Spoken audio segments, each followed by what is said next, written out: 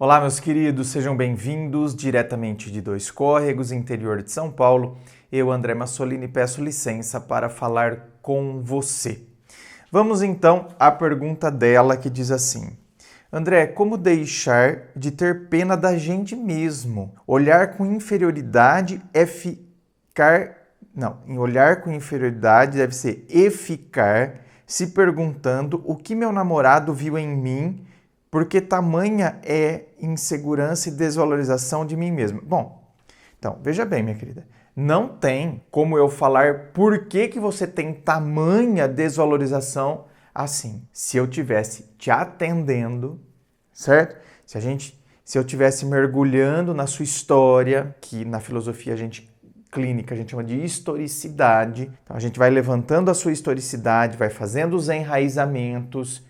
Aí então eu poderia começar a ter dados concretos e aí eu poderia começar a falar para você: olha, minha querida, tá vendo? Aqui, esse ponto aqui, ó, talvez aqui nesse ponto, o tópico 2 da sua EP, ou seja, da sua estrutura de pensamento, qual que é o tópico 2? Como eu me vejo, a visão que eu tenho de mim mesmo. Então aqui na sua EP, na sua estrutura de pensamento, analisando a sua historicidade, olha como essa situação aqui acabou influenciando a maneira como você se vê. Influenciou, inclusive, o tópico 1. Qual que é o tópico 1? Como o mundo me parece. Então, como que eu enxergo o mundo?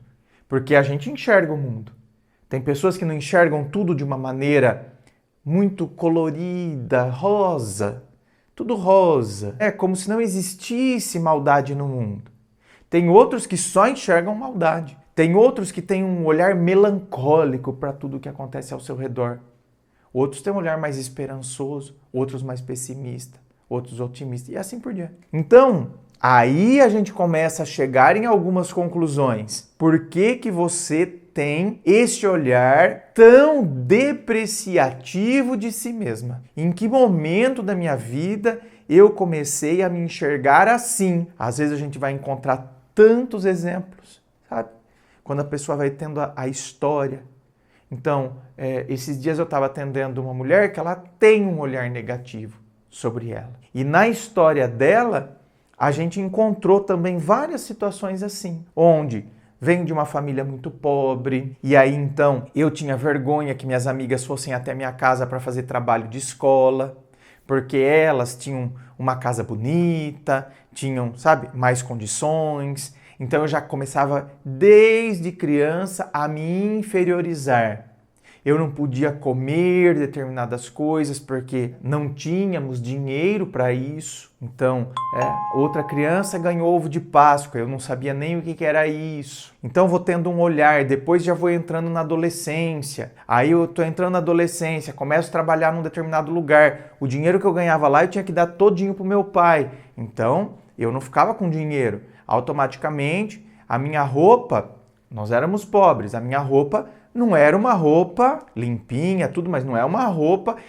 E aí as pessoas que trabalhavam comigo reparavam isso, falavam da minha roupa. Então eu me inferiorizo, inclusive no ambiente de trabalho, certo? Então eu vou tendo esse olhar depreciativo sobre mim. Só que sabe o que é o problema disso tudo? É que depois, graças a Deus, por exemplo, a condição dela, graças a Deus, melhorou, né? Foi batalhando, foi estudando, foi crescendo. Então, a condição social dela mudou muito, mas o pensamento não. Então, eu mudo a minha condição social, mas o meu pensamento continua. Então, assim, eu começo agora a comprar roupa. Muita roupa.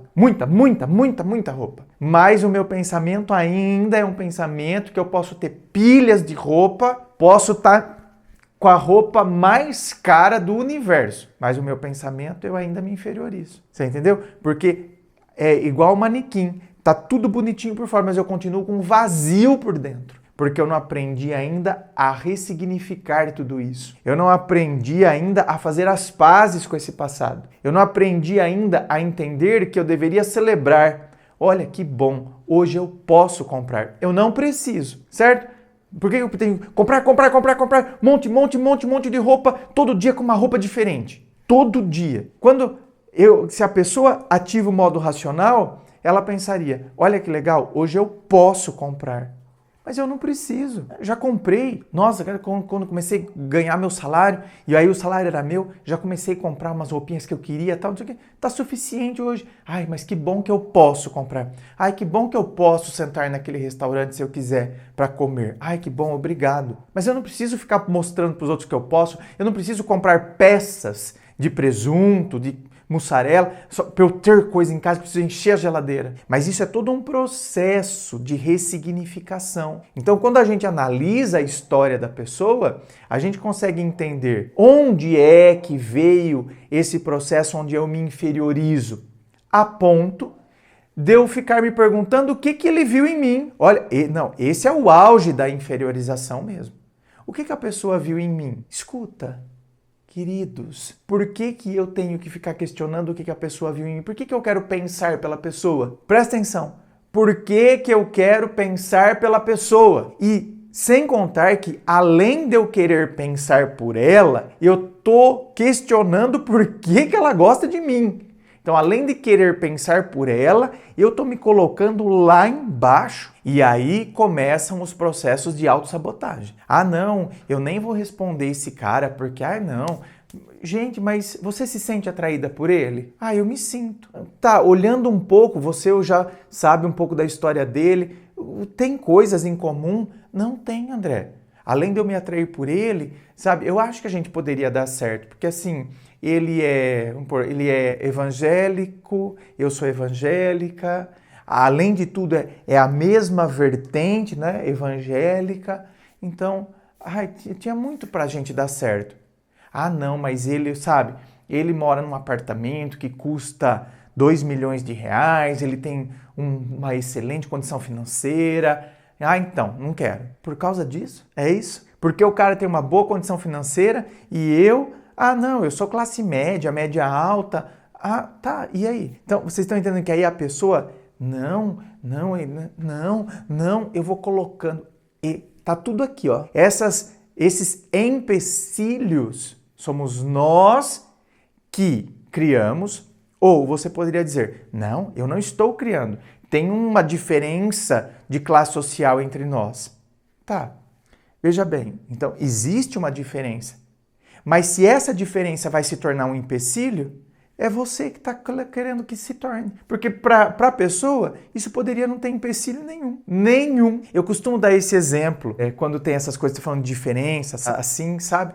Eu costumo dar o exemplo do seguinte. Por exemplo, eu tenho algumas formações. Então, eu tenho algumas faculdades, pós-graduações. Então, eu tenho um nível acadêmico um pouquinho elevado. E nunca me importei se eu namorasse alguém que tem só ensino médio. Nunca. Presta atenção, gente.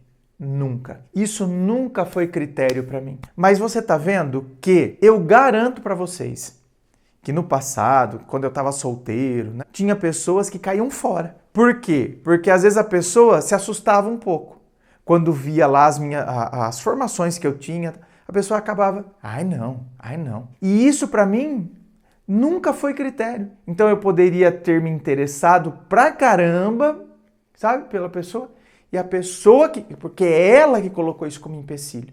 Para mim nunca foi. Então, gente, veja bem. Ah, então, André, mas como que agora eu paro, sabe, de me olhar com tamanha inferioridade assim? Então, é o que eu falei desde quando eu comecei. É por isso que, gente, terapia, sabe o que a terapia é?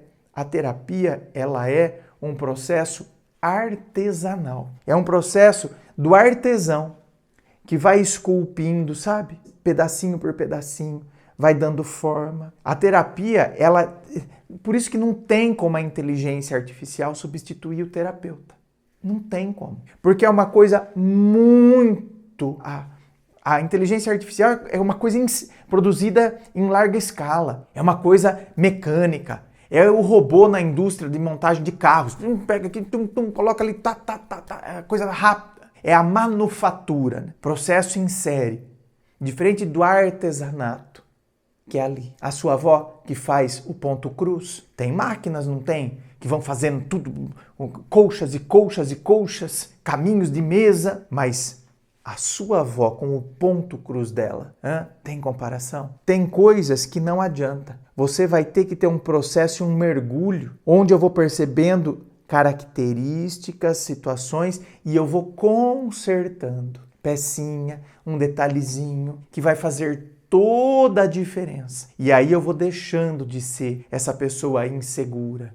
Eu vou deixando de ser essa pessoa que se olha de maneira totalmente depreciativa. Porque olha só, uma pessoa que diz o que ele viu em mim é uma pessoa que não consegue se olhar com valor. E aí, uma pessoa que tem um olhar assim é um perigo. Sabe por quê? Porque amanhã eu vou me envolver com aquele que eu considero que é assim, ó, tipo, não, esse aí não tem por que ele não me querer. Aí eu vou pegar o Zé Ruela do Ruela do Ruela. Por quê? Aí eu vou pegar, inclusive, pegar gente para cuidar. Eu já atendi pessoas, já atendi mulheres que elas tinham tanta baixa autoestima, um olhar tão depreciativo sobre elas, que elas pegavam aquela pessoa que parece que aí tinha que virar filho. Eu tinha que pegar, eu tenho que entregar currículo para ele quer ficar em casa, não quer trabalhar, você entendeu? Eu tenho que cuidar, eu tenho que fazer. Quando não, envolvido com droga, com álcool, um fubá.